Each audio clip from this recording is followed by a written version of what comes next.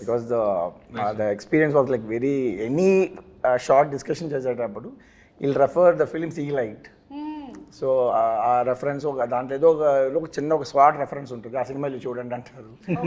నాకు like mind because film స్కూల్లో we have this kind of practice. ఆ film appreciation ఒక కోర్స్ ఉంటుంది. So they'll be selective films, we have to see those films and all. అందుకనే పుస్తకాలు చదవాలి. నాకేమో మొదటి పేజ్ తిప్పగానే నిద్ర వస్తుంది. Not only books ma'am, all the films you would have watched all the films. And very very best director. నేను ఆయనతోటి సత్యాగ్రహి సినిమా చేద్దామని టైటిల్ అనౌన్స్ చేసి గ్రాండ్గా పూజ చేసి ఆయన డైరెక్షన్లో Rahman music PC Sreeram and but జరగలేదు. మొన్న అన్నాను సార్ నేను అప్పుడు అది చేసి ఉంటే సూపర్ హిట్ అయ్యేదంటే నవ్వి మీరు చేసి ఉంటే సూపర్ హిట్ అయ్యేది, కానీ నేను అమెరికన్లాగా సినిమాలు చేస్తూ ఉండేవాడిని, నేను పాలిటిక్స్లోకి వచ్చి ఉండేవాడిని కదా. మేబీ కానీ ఆయనకి కంప్లీట్గా హీఈస్ ఇన్క్లైన్డ్ టువర్డ్స్ పీపుల్ కాబట్టి ఆయన డెఫినెట్గా అలా అయినా సరే వచ్చి ఉండేవాళ్ళు.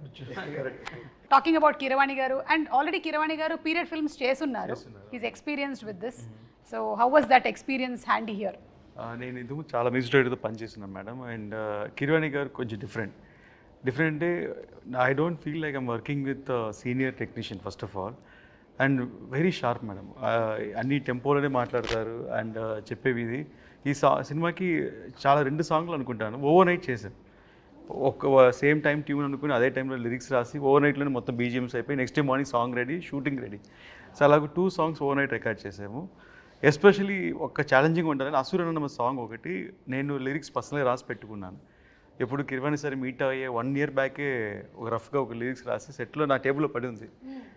రాంగోపాల్ ఘోష్ లిరిక్రెడ్ ఫ్రెండ్ని పిలిచి, లేదు లిరిక్రెడ్ ఫ్రెండ్ బట్ కాన్సెప్ట్ అంతా మందే. సో కొంచెం రాంగోపాల్ ఘోష్ని లిరిక్రెడ్ పిలిచి మొత్తం రాసి పెట్టుకుని ఒక సిచ్యువేషన్కి రాసి పెట్టుకున్నాము.